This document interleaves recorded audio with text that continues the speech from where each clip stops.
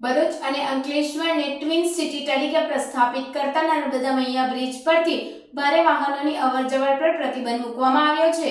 નર્મદા મૈયા bridge Bharuch Ankleshwar શહેરને જોડતો મહત્વનો બ્રિજ છે।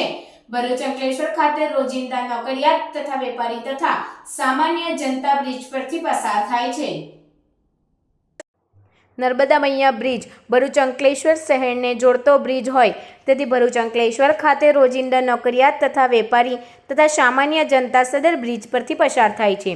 એબીસી સર્કલથી નર્મદા મૈયા બ્રિજ તથા અંકલેશ્વર તરફથી અવરજવર કરતા ભારે વાહનો, મોટા વાહનો જેવા કે લક્ઝરી બસ, ટ્રક વગેરેના કારણે ટ્રાફિકની સમસ્યા પણ રહે છે।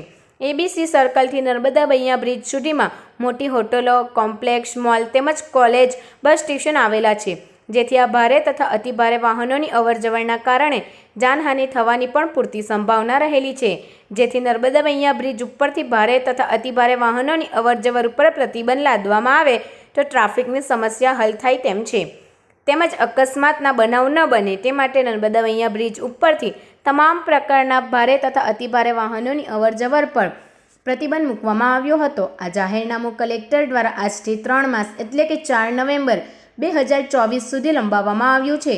આ જાહેરનામાનો આદેશનું ઉલ્લંઘન કરનાર ઈસમ સામે ભારતીય ફોજદારી ધારા કલમ 188 અને ગુજરાત પોલીસ અધિનિયમ કલમ 131 મુજબ કાર્યવાહી કરવામાં આવશે।